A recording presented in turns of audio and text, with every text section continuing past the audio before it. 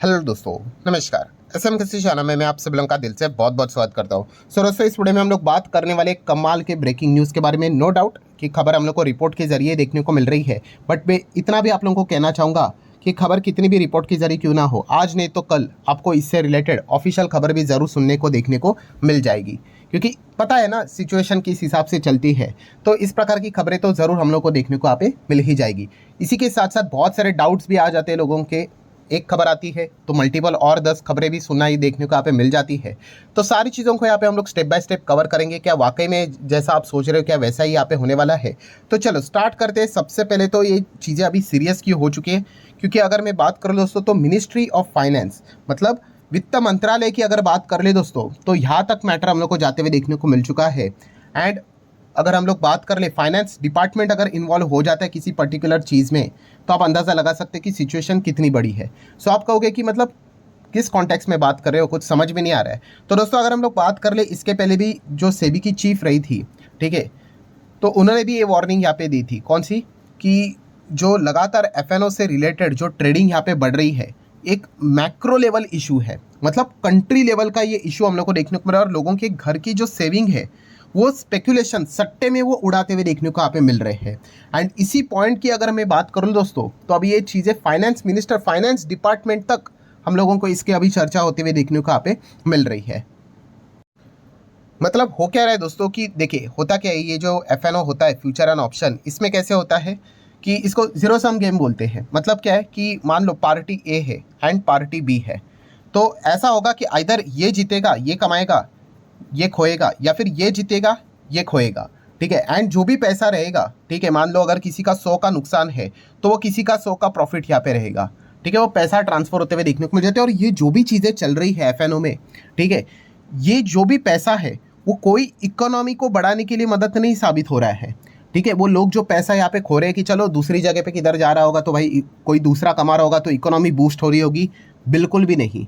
जो individual companies होती, खास करके आपको तो पता ही है भाई कि एफएनओ में बड़ा पैसा कौन कमाते हैं, बड़े बड़े इंस्टीट्यूशंस यहाँ पे कमाते हैं। ठीक है, वो जेन स्ट्रीट वाला मामला भी हम लोगों ने देख लिया, कैसे गलत चीज़ों में करके वो पैसा कमा कर चले जा रहे हैं, और यहाँ पे रिटेल प्लेयर्स पैसा खोते ही यहाँ पे जा रहा है। सो आप अंदाज़ा लगा सकते हैं country level, economy level, macro level का हम लोग को ये प्रॉब्लम देखने को यहाँ पे मिल रहा है। एंड फाइनेंस डिपार्टमेंट तक, फाइनेंस मिनिस्ट्री तक ये चीज़ें जाते हुए देखने को मिल रही है, जहाँ पे अभी उन्होंने सेबी तक कॉन्टैक्ट यहाँ पे किया है। मतलब फाइनेंस मिनिस्ट्री एंड सेबी मिलकर अभी एक बहुत बड़ा फैसला यहाँ पे लेने वाले हैं, और ये आज नहीं तो कल होने वाला था। देखिए, सेबी के खुद के रिपोर्ट्स बार बार यहाँ पे सामने आ रही थी। इस वक्त का भी 2025 का फाइनेंशियल ईयर 25 का डेटा सामने निकल कर आया। 91% इंडिविजुअल एफएनओ ट्रेडर पैसा खोते ही जा रहे हैं। ठीक है, लगातार पैसा खोते जा रहे हैं। एंड उसके बावजूद मतलब क्या, मतलब इतना ज़्यादा रिस्ट्रिक्शन डालने के बावजूद भी मतलब वो लत उनकी यहाँ पे छूट नहीं रही है। लास्ट टाइम की अगर बात कर ले तो ऑलमोस्ट 75,000 करोड़ के आसपास का कुछ तो पैसा रिटेल ट्रेडर खो चुके थे। एंड अभी कितना खो चुके? 1,10,000 करोड़। ठीक है, 41% राइज। एंड अगर कुछ नहीं किया तो भाई ये तो बर्बादी करके छोड़ देंगे खुद को। ठीक है, इतना बुरी तरीके से हालत रिटेल ट्रेडर्स की हम लोग को एफएनओ में देखने को मिल रहा है। और इसके पीछे रीज़न आपको पता है भाई, बहुत सारे लोग सोशल मीडिया के ऊपर उल्टे फुल्टे वीडियोस बनाते हैं, गाड़ियाँ वीडिया दिखाते हैं। ठीक है, एंड उनका एक ही मकसद होता है भाई, कुछ भी करके कोर्स बेच दिया जाए एंड उनका घर तो चल जाता है भाई, बाकी लोग तो बर्बाद हो जाते हैं।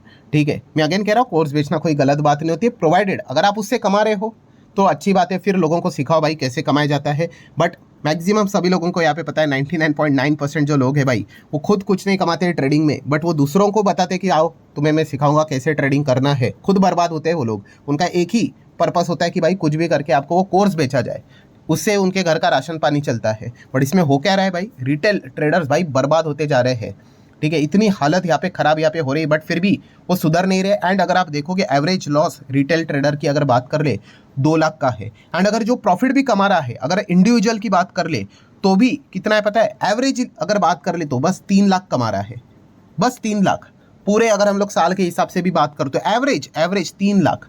और बताते वक्त आपको दिखाया जाता है कि इतनी बड़ी गाड़ियाँ, ये वो ऐसा वैसा, अगेन बता रहे हैं उनका पूरा जो अर्निंग होता है भाई वो कोर्सेज के हिसाब से ही होता है। ठीक है, और उसी के ऊपर वो पूरा जोर लगाते रहते, कितने सारे बकवास रील्स बनाते रहते हैं। ठीक है, क्योंकि पूरा जो, जैसे मैंने आपको कहा ना भाई, उनका घर उसी से ही चलता है। बट जैसे मैंने आपको बताया कि जो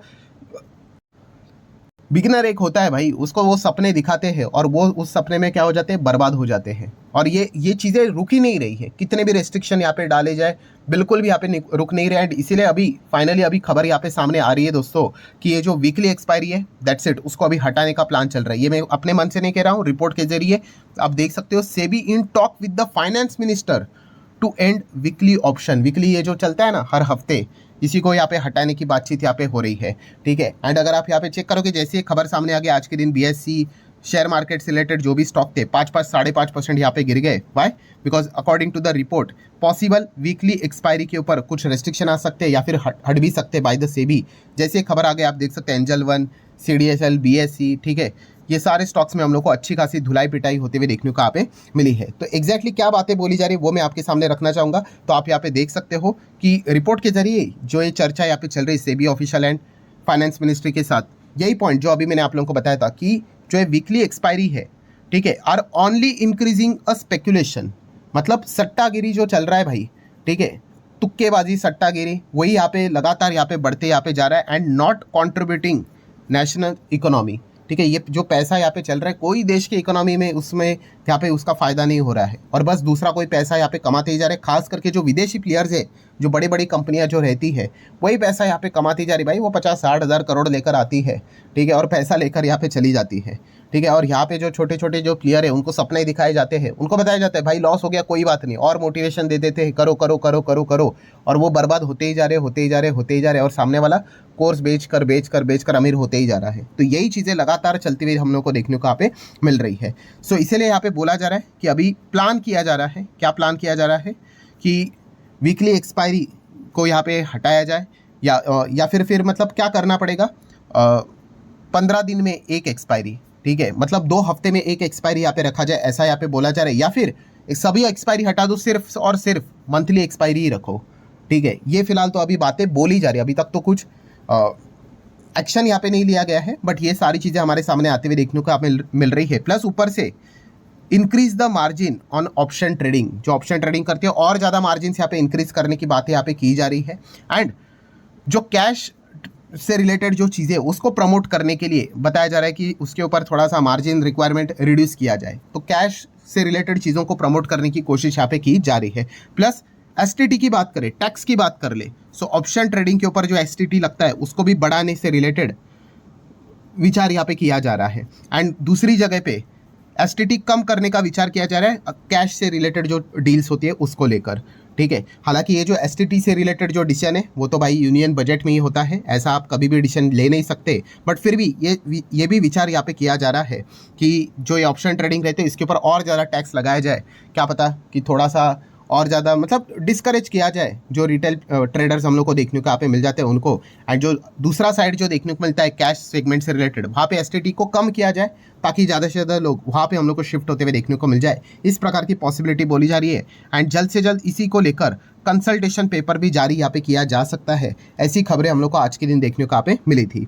सो ऑब्वियसली इसी चीज़ के चलते जो बिजनेसेस है भाई उनके ऊपर तो इम्पैक्ट पड़ेगा ही पड़ेगा। जैसे मैंने कल के दिन के भी वीडियो में ये बात बताई थी कि मार्केट से रिलेटेड 2 बिजनेस है, एक है ट्रेडिंग एंड दूसरा है इन्वेस्टिंग। ट्रेडिंग का जो बिजनेस है, ठीक है, वो जो पिछले 5 साल रहे भाई ये उनके लिए गोल्डन पीरियड थे, ठीक है। जो उन्होंने पैसा छापा है अभी उस प्रकार का पैसा उनको लाइफ में कभी छापने को नहीं मिलेगा, ठीक है। कोई रेस्ट्रिक्शन नहीं, इतना मोटा तगड़ा पैसा उन्होंने छापा है यहाँ पे, ठीक है। अब तो आपको पता है इतने सारे रेस्ट्रिक्शंस आ चुके हैं, सेबी के रोज़ और रेस्ट्रिक्शंस यहाँ पे आते रहेंगे। एंड इसी चीज़ के चलते BSE आप देख सकते हो जो उसका बेस्ट वर्जन था वो हम लोगों ने देख लिया। अभी उसके बाद तो लगातार गिरावट, आज के दिन भी 5-5.5% गिर गया।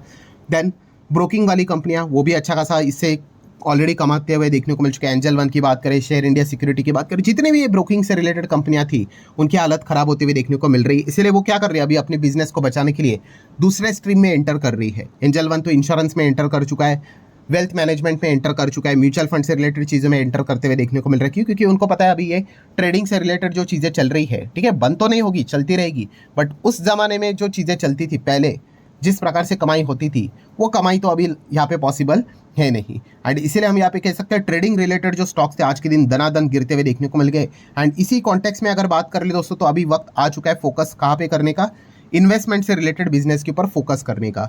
सो इन्वेस्टमेंट देखा गया वैसे भी ऑलरेडी इतना ज़्यादा पॉपुलर है नहीं, बहुत सारे लोग ट्रेडिंग करते हैं, कंटालते हैं, इसीलिए यहाँ पे इन्वेस्टमेंट में आते हैं। एंड इन्वेस्टमेंट के लिए भाई नॉलेज चाहिए एंड सबसे इंपॉर्टेंट चीज़ पेशेंस चाहिए। पेशेंस तो आज के ज़माने में क्या ही बोलूँ, आप सभी लोगों को पता है।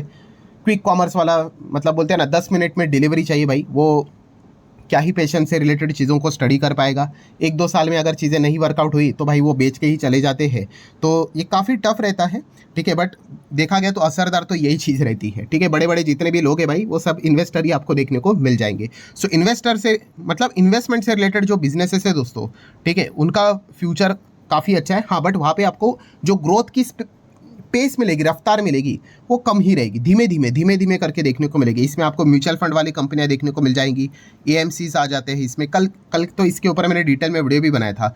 देन एएमसी से रिलेटेड जो सपोर्ट, टेक्नोलॉजी से रिलेटेड सपोर्ट करने वाली जो कंपनियां रहती है, ठीक है, रजिस्ट्रार की बात कर ले, उस प्रकार की जो कंपनियां रहती है उनके लिए अच्छा खासा स्कोप रहता है। बट जैसे मैंने आपको कहा कि वो धीमे धीमे हौले करके हम लोग को चलते हुए देखने को मिलते रहते हैं। सो वहाँ पे आप लोगों ने ध्यान यहाँ पे रखना है। बाकी ये जो ट्रेडिंग वाली कंपनियां हैं, ठीक है, हाँ, उनके लिए एक ही ऑप्शन है भाई कि कुछ तो अभी ऑल्टरनेटिव दूसरा रास्ता उनको खोजना पड़ेगा रेवेन्यू को बढ़ाने के लिए। अगर वो उसी ट्रेडिंग से रिलेटेड ही चीज़ें में अगर चलते रहे, ठीक है, तो आगे जाके मतलब हम कह सकते हैं सिमिलर लेवल का परफॉर्मेंस दिखाना जो पहले कुछ सालों पहले वो दिखाते थे, उसको मैच करना भी काफ़ी मुश्किल यहाँ पे होने वाला है। सो लेट्स सी एग्जैक्टली आगे क्या होता है। तो आशा करता हूँ दोस्तों वीडियो हेल्पफुल लगा होगा। चाहो तो लाइक एंड शेयर कर सकते हो। मिलते हैं नेक्स्ट वीडियो में, तब तक के लिए बाय बाय।